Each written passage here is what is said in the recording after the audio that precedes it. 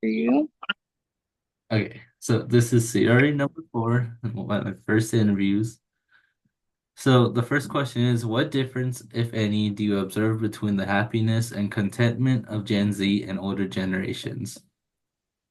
Um, I feel like when it comes to happiness and the comparison between us and older people, I feel like they tend to be more happier when it comes to, well, I feel like we're happy because we have a lot of things. Like, I feel like nowadays it's easier to get a hold of things. And in the olden days, it was like hard. Like a lot of people were poor, or some people had to like join the military or things like that. We're not forced to do that anymore. So in that sense, I feel like we're happier. But when it comes to like social media, older people didn't have, they didn't experience it. So in that way, they're happier. So what role, if any, do you think smartphones play in explaining the alleged unhappiness? Smartphones in general, I think we're just exposed to many things when it comes to our phone, whether it's the internet. We can find a lot of things we don't want to find. Um, so there's a lot of influencers that try to appear perfect, and life's not gonna be perfect. And we're thinking these people have it so easy, so I should too.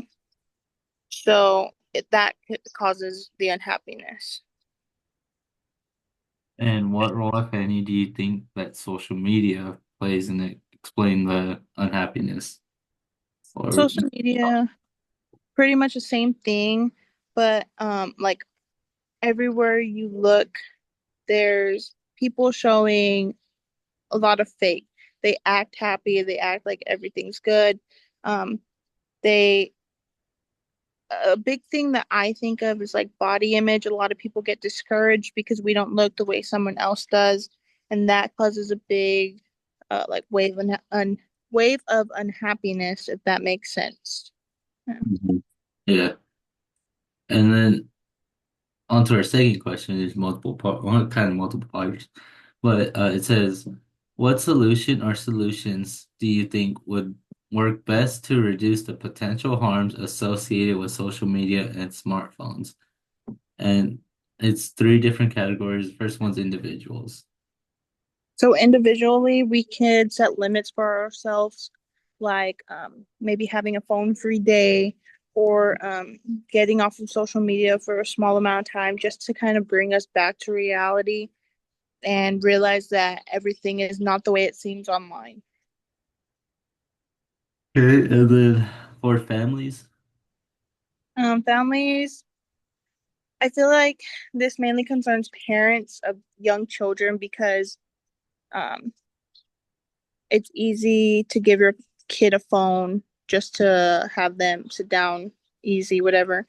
So in that case, I feel like we could limit screen time or set like parental controls on apps just to make sure that they're not going on the internet or anything that they're not supposed to, limiting the screen time so it doesn't have as much of an effect as if you were on it for so long.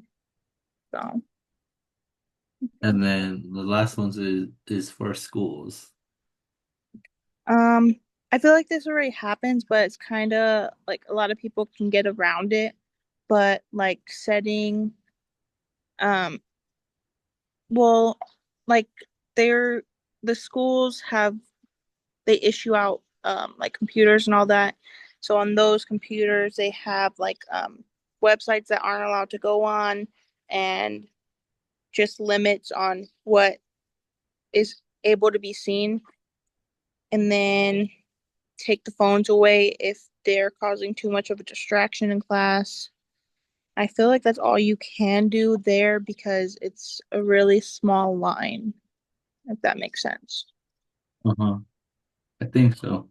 But what about like you said take the phones away? What do you mean? Well, um, like when I was in school, we would have like cubbies and we can put our phones in there and then we'd get them back at the end of class. So I feel like that'd be a good way to keep them from distracting us.